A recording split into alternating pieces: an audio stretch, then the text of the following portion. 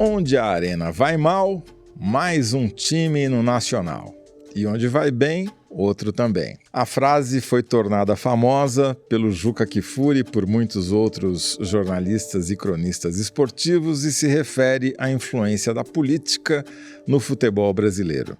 Na época da ditadura, para você, meu caro ouvinte, ter uma ideia, o Campeonato Brasileiro, que hoje tem 20 times, chegou a ter 94. E a CBD, que é a atual CBF, Confederação Brasileira de Futebol, antigamente chamava Confederação Brasileira de Esportes, chegou a ser, na época da ditadura, comandada por um almirante Heleno Nunes. E foi na gestão dele que o Brasileirão, que na época chamava-se Campeonato Nacional, pulou de 54 para 94 times. Se essa relação do futebol com a política no Brasil vem de décadas, talvez desde que existe o futebol, agora temos uma nuance, porque depois de passar pelo Legislativo e pelo Executivo, ela chegou também ao Judiciário e mais especificamente ao Supremo Tribunal Federal. E o nome que está no pivô dessa novidade é Francisco Scherter Mendes, filho do ministro do Supremo, Gilmar Mendes.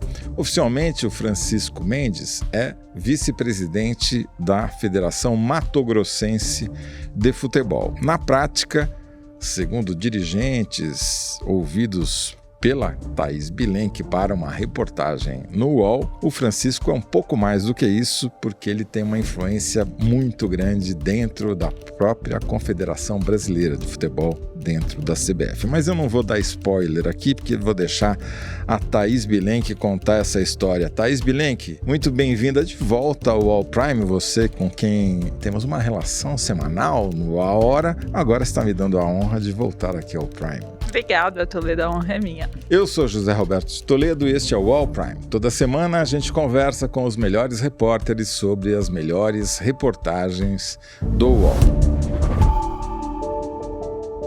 Thaís Bilenque, vamos direto ao ponto. Eu já dei o título do Francisco Scherter Mendes, mas quem é o Francisco Scherter Mendes no contexto da CBF? Bom, ele é considerado, Toledo, por dirigentes de várias federações e inclusive pessoas do mesmo grupo da CBF como o cartola mais poderoso do Brasil hoje, só isso. Apenas isso. Apenas isso. Como é que esse poder se demonstra? Porque, por exemplo, na Copa do Mundo, né, que a câmera focava lá na tribuna de honra, sempre aparecia o presidente da CBF, que é, se não me engano, o presidente da Federação do Amapá, ou de Roraima. Ele é de Roraima, filho desculpa. De um dirigente de 1000 anos da Federação de Roraima. Ele próprio não tinha nenhuma relação com o futebol. Sei. Tinha sim, né? Tava lá, era o filho, mas ele é um médico de Roraima que não tava no tabuleiro nacional, digamos. Ele é quem dá a cara, mas quem opera nos bastidores é o Francisco Scherter Mendes. Francisco Mendes, vamos chamar ele assim para resumir, né? Conta pra gente, de onde vem essa história? O Gilmar é um fanático do futebol? Por que ele tá onde tá e por que ele tem todo esse poder? Essa história começa lá atrás, na verdade, mas no último ano é que ele se torna essa voz tão influente nessa gestão exatamente do Samir Chowdhury, que é o atual presidente, que é quem aparece na foto. É importante mencionar que a CBF, apesar da derrota na Copa, e esse ser o assunto do momento, a CBF está envolvida com, eu diria, 3 grandes discussões. Uma delas enorme, uma segunda bem grande e uma terceira grande. E nessas 3 discussões, a liderança à frente desse debate é o Francisco. Daí essa relevância toda dele. Quais são as 3? Agora que você deu a dica, deixa a história para depois. A gigante questão que está colocada é sobre a Liga Profissional de Futebol do Brasil para organizar o Campeonato Brasileiro. Que é uma discussão que tem décadas e chegou a ter o Clube dos 13 e tal, mas não durou muito e agora depois parece que vem. Depois teve o Futebol Forte União, que também chegou a ter uma boa maioria de times, quase os 40 times da Série A e B. E por um esforço, inclusive, da CBF, esse grupo está sendo desfeito aos poucos, mas continuamente. A discussão da Liga, ela parte do seguinte pressuposto, assim, os grandes países onde o futebol é um esporte importante, um mercado econômico importante, esses países têm ligas profissionais que funcionam paralelamente às federações nacionais, às confederações. Tipo, Inglaterra, por exemplo, tem a Premier League, que cuida do campeonato inglês, e você tem a Confederação Inglesa de Futebol, que é quem é responsável por convocar a seleção, etc. Isso, uma coisa não tem a ver com a outra. Da mesma forma, a La Liga na Espanha, a Bundesliga na Alemanha, até a MLS dos Estados Unidos tem modelos desse tipo. É uma empresa, né? Que é uma empresa, uma entidade privada, e que gere os direitos de transmissão, que é a grande fonte de receita dos clubes hoje, é o direito de transmissão na televisão, as placas de estádio, a publicidade. E agora, principalmente na internet, como o Cazé TV demonstrou, né? Então, e a Cazé TV pertence à empresa que tem também a grande participação no Futebol Forte União, FFU, mais precisamente no condomínio do futebol, que é quem gere essa tentativa de liga, que eu vou chamar aqui de FFU para simplificar, que tem investimento da XP e de outros bancos. Eles fizeram uma articulação massiva nos últimos 2 anos, mais ou menos, conseguiram chegar a agregar quase 30 e tantos times dos 40 e fizeram todos esses clubes assinarem contratos, porém esses contratos têm uma previsão de duração de 50 anos, que é muita coisa para o futebol, considerando sobretudo as transformações dos direitos de transmissão, que da televisão estão migrando para a internet, e com uma cláusula lá que deixa os clubes basicamente nas mãos do investidor. E por conta dessa avaliação, a CBF falou, não, isso aqui não pode prosperar. Tá, e você sabe que eu sou meio lento, né? Então eu vou voltar um pouquinho para ver se eu entendi. São 40 times, 20 na primeira divisão, 20 na segundona, e desses 40 times, 30 e muitos, né? Estão já fechados com essa empresa, vamos chamar assim, não sei se é uma empresa ou se é desse projeto de liga, que envolve grandes investidores do mercado financeiro, como esses que você citou, e a empresa que é dona da Cazé TV, que compra os direitos de transmissão e usufrui deles e ganha dinheiro com isso. Vários clubes que aderiram já saíram. O negócio já está em franca decomposição, eu diria. Tem uma outra liga, tentativa de liga, que no fundo, essas duas ligas, que é a FFU e a Libra, se tornaram, por não conseguirem fazer uma chapa única, vamos chamar assim, se tornaram blocos de negociação. Então, alguns clubes aderiram à FFU e outros à Libra. E a Libra também ainda tem alguns clubes. Você sabe quais, assim, dos principais estão em qual? Quais estão em quais? A Libra é Flamengo, sobretudo. Tá bom. E é a maior torcida. Porque o critério do tamanho da torcida, ele importa na divisão dos recursos dos direitos de transmissão. Então, quando um grande clube tipo o Palmeiras abandonou a FFU, e o movimento do Palmeiras puxou a linha para vários outros também. Entendi. Pelo tamanho das torcidas. E o Palmeiras saiu da FFU, mas não aderiu à Libra. Não, e o Palmeiras recebeu bem a tentativa da CBF fazer um bloco único. Essa é a grande discussão agora na CBF, que é a tentativa de formar uma liga única dos 40 times, que negociem com a mediação da CBF, mas sem a dependência. Seria uma coisa independente, mas a partir de uma mediação da CBF que, nos argumentos da CBF, priorizará o interesse dos clubes em detrimento de investimentos estrangeiros, externos, enfim. E o Francisco Mendes está à frente desse processo pelo lado da CBF. Ele oficialmente não está em nada. Não. Não. Só para eu entender, o Francisco Mendes, filho do Gilmar Mendes, não tem cargo na CBF, ou tem? Não tem cargo. Não tem cargo, ele é só vice-presidente da Federação Mato-Grossense.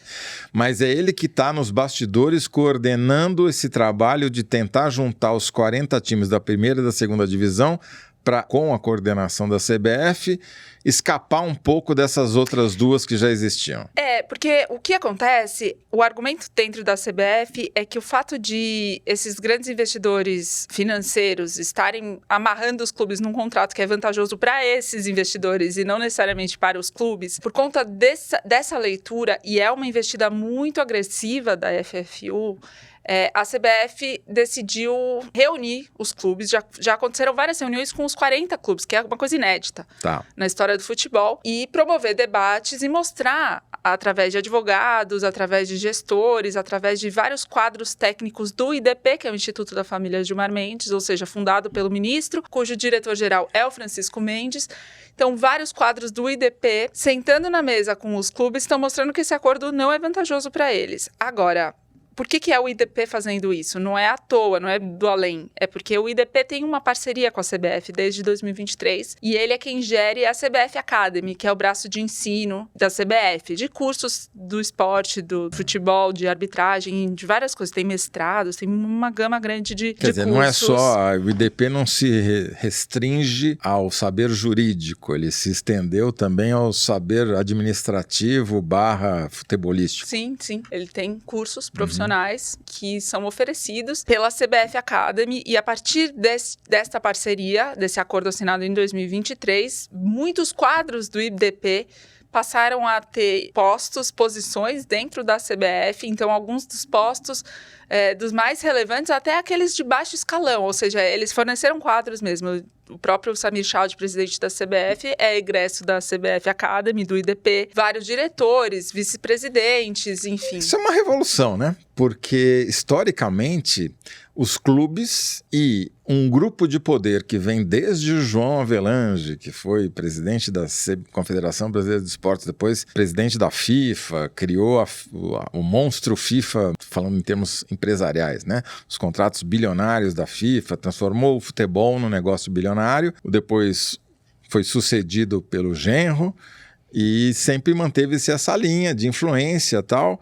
Agora você tem um novo polo de poder surgindo e surgiu através da academia. Isso. Até quem é crítico dessa gestão reconhece que o padrão era muito baixo, intelectual, acadêmico, enfim. Era baseado em mesadas, né, que se davam aos dirigentes. Quer dizer, era um clientelismo explícito. Então né? Você vê até essas federações que agora estão no poder na CBF, Roraima, Amapá, Pará, e mesmo as do Sudeste, enfim, não eram federações que primavam pela excelência dos seus quadros e a partir do momento que o IDP começa a fornecer quadros, alguns debates, como este da Liga, que estavam atravancados há décadas no futebol brasileiro, começaram a se desenrolar. No caso da Liga, só para a gente encerrar esse capítulo, você pergunta se o Francisco Mendes está à frente dessa negociação. Não, então ele tem quadros próximos a ele ou ligados ao IDP estão impostos-chave nessa discussão na CBF, mas a CBF já fez 2 missões internacionais para mostrar ligas profissionais para os clubes brasileiros. A primeira delas aconteceu no início desse ano, na Europa. Eles foram para a La Liga, na Espanha, eles foram para a Premier League na Inglaterra, eles foram para a Bundesliga na Alemanha. E o Francisco Mendes fez doutorado lá na Alemanha, ele é fluente no idioma, ele conhece o país. Então, ele foi uma pessoa importante ali até para ajudar na comunicação dos clubes brasileiros com os alemães. Sim. E ele foi lá oficialmente como representante da Federação Mato Grossense, porque o Cuiabá está na 2ª divisão, o clube. Bom, então, traduzindo em miúdos para os dirigentes nacionais o que é uma liga internacional de sucesso. Quais são as outras 2 discussões? Mas não respondo agora, só depois do intervalo. Michele Bolsonaro contrariou a trajetória convencional de uma ex-primeira-dama. Desde que Jair Bolsonaro deixou a presidência, ela não sai do noticiário. Se o Bolsonaro não tivesse perdido a eleição, ela não seria presidente do PL Mulher. Michele tem se tornado uma das figuras mais influentes da política brasileira, mas também uma das mais difíceis de acessar. Boa parte do que o público sabe sobre sua trajetória vem da própria versão que ela escolheu contar. Nós não passamos fome, mas nós passamos dificuldade. Mas o que existe para além dessa narrativa? Eu decidi que era hora de mergulhar na história de Michele. Os filhos não consideram a madrasta como família. Ele foi muito ríspido, me desrespeitou e me maltratou. E eu não tinha feito nada contra ele. Descobri como Michele de Paula Fimo Reinaldo se tornou Michele Bolsonaro. Este é Michele, um podcast original UOL Prime. Disponível no UOL, no YouTube do UOL Prime e em todas as plataformas de podcast. Voltando no intervalo, Thaís Bilenque, quais são as outras 2 discussões em que o Francisco Mendes está metido e que são vitais aí para o futebol e para a CBF? A segunda grande discussão é o fair play financeiro, que são medidas saneadoras que a CBF está colocando para os clubes tentarem diminuir seus endividamentos e terem gestões financeiras mais saudáveis. E aí, por fair play, entenda-se regras que sejam justas e leais entre os clubes e menos autofágicas, vamos chamar assim, Porque tinha uma briga histórica por eu tenho mais torcida, eu tenho direito a uma cota maior, você tem uma cota menor e por aí vai. Eles estão tentando botar ordem na zona. E o Fair Play já foi implementado.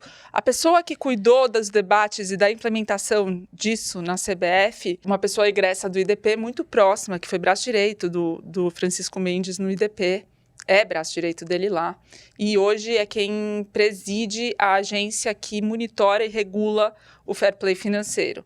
E essa é a grande entrega da gestão. A gestão tem pouco mais de um ano e já fez esse avanço, que é algo que empatou, né, o desempenho dos times economicamente, historicamente, nos últimos anos e décadas. E o terceiro tema? O terceiro tema que eu disse que é o menor de todos eles, mas é muito importante para o futebol brasileiro também, é a profissionalização da arbitragem. Isso ainda não está 100% entregue, mas eles estão criando uma carreira para o árbitro com salário fixo, com bônus por desempenho, enfim, condições para que ele seja um profissional com autonomia, com independência e estabilidade, e investir na carreira dessa forma. Isso é inspirado também em ligas estrangeiras, ou é uma regulamentação, ou é uma jabuticaba? Não, todas essas iniciativas têm diálogo com as melhores práticas internacionais, e enfim, o árbitro, há algum tempo no Brasil, é afiliado ao sistema FIFA, até para poder apitar jogos fora do Brasil.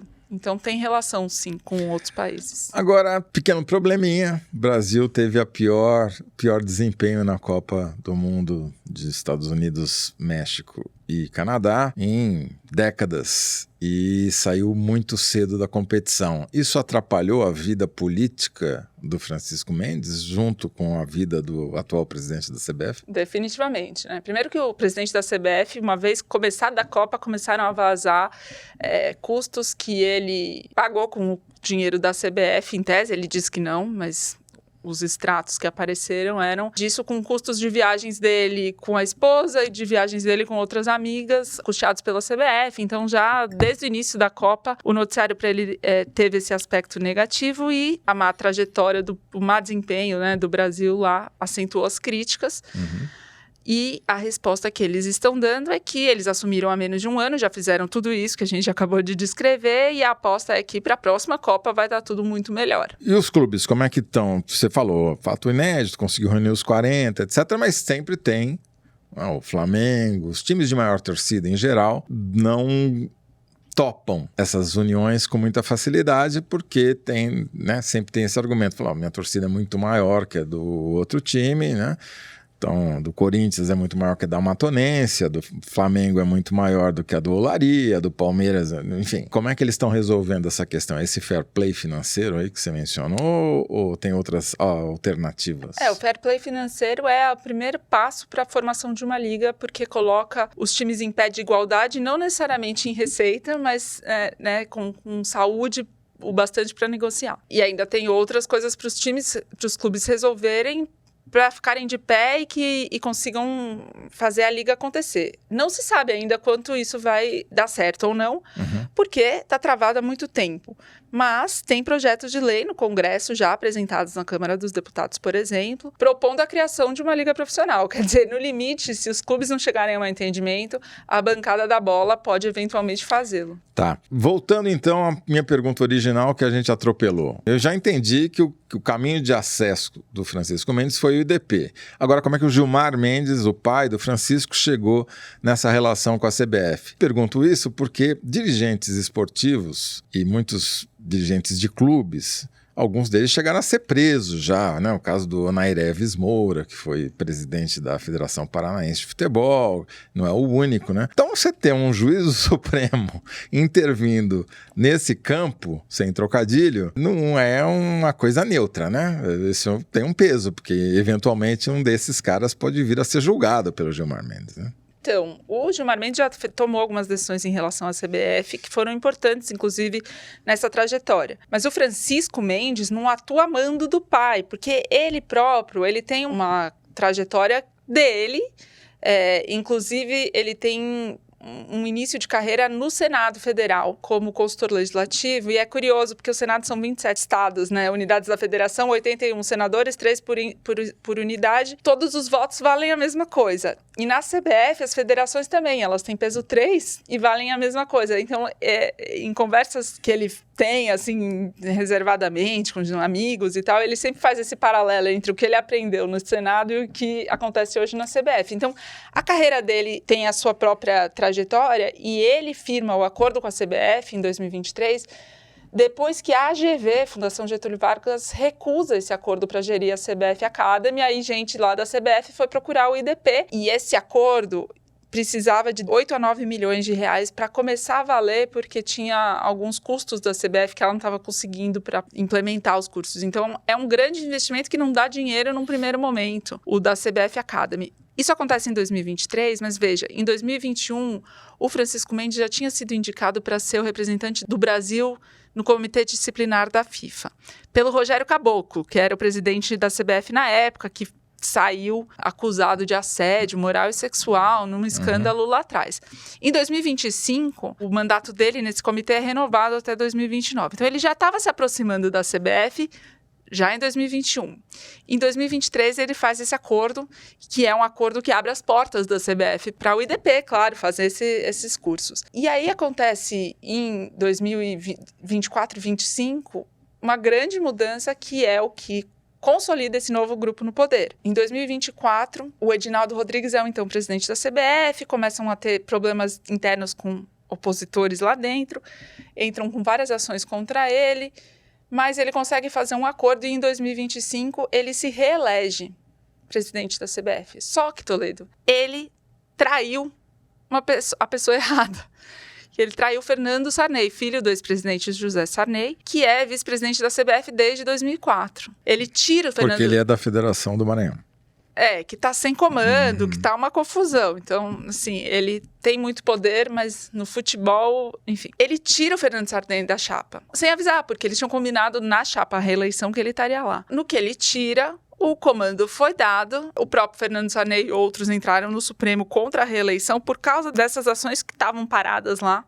Uma delas, o próprio Gilmar Mendes tinha dado uma liminar para o Edinaldo Rodrigues permanecer na presidência da CBF no ano anterior. A favor do Edinaldo Rodrigues, tá. Que foi quem traiu o Fernando Sarney. Que foi quem traiu o Fernando Sarney depois. E aí, outro processo, tem uma confusão de um monte de ações no Supremo.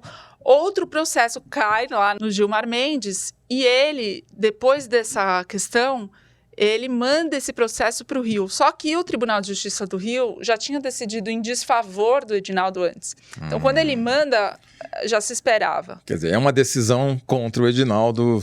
O simples ato de remeter o processo já é uma sentença contra o então presidente que tinha traído o Sarney. Aliás, Sarney e Gilmar Mendes sempre foram próximos, né? Eles são amigos, enfim, tem uma relação. E tem os dois filhos ali que estavam já na CBF, né? Entendi. Quer dizer, essa história, eu fui buscar o Onair Eves Moura, mas eu fui longe demais, né? Podia ter vindo pro ano passado, aqui o ano retrasado, que tava... Efetivamente, o fato de o cara ser filho do ministro Supremo, mesmo que o Gilmar não faça nada, tá na cabeça de todo dirigente esportivo do país. Né? Eu diria que é mais isso do que qualquer outra coisa. Alguns dirigentes falando pra mim, eles não falam publicamente isso, mas eles falam que só o sobrenome já intimida. Independentemente da influência ou não do pai, o fato é que o filho carrega o sobrenome dele. Bom, Thaís Bilenque, o que você conta é uma história que está em desenvolvimento, né? Todas essas discussões, elas ainda estão acontecendo, umas estão mais avançadas, outras estão mais atrasadas. Então, eu vou cobrar que você continue cobrindo essa história e uma parte você vai contar em uma hora, mas uma parte você vai voltar aqui para contar em detalhes, porque dá para a gente explorar mais esses bastidores. Bom, as pessoas vão querer ler a sua reportagem com mais detalhes. E onde é que elas podem encontrar? Elas podem entrar no site do UOL e lá no Prime, UOL Prime, a matéria vai estar lá. uol.com.br/Prime. E aí vocês leem tudo que a Thaís Bilenque escreveu e escreverá sobre esse assunto. Muito obrigado, Thaís Bilenque, já está convocada aqui, não antes da Copa, tá? Muito obrigada, Toledo. Obrigado a você que ficou com a gente aqui até agora. Você, como assinante do UOL, pode ler essa reportagem da Thaís e todas as reportagens investigativas feitas pela equipe de repórteres especiais do UOL, assim como todo o acervo jornalístico do UOL e todas as colunas dos nossos colunistas exclusivos. Além disso, o assinante do UOL tem acesso a benefícios na hora de comprar ingressos de cinema, shows musicais, ingressos de teatro e tem acesso ao UOL Play e outros serviços. Confira lá em assine.uol.com.br. Eu sou José Roberto Toledo e faço a apresentação do podcast UOL Prime. Conversei hoje com Thaís Bilenque, minha colega de A Hora, colunista e repórter do UOL. O roteiro é da Clara Gelstab. A operação de vídeo é do Henrique Villarrazo. A montagem é do Lucas Zacarias. A trilha sonora original foi composta por João Pedro Pinheiro. A coordenação é da Lígia Carriel e da Laura Kapeliushnik. A coordenação de operações é do Danilo Esperandil e do Eduardo Bonavita. A foto de capa é da Daniela Toviansky. O podcast é um produto do UOL Prime. A diretora de Política e Economia é Renata Agostini. A supervisão é do Murilo Garavello, diretor de conteúdo do UOL. Até o próximo episódio.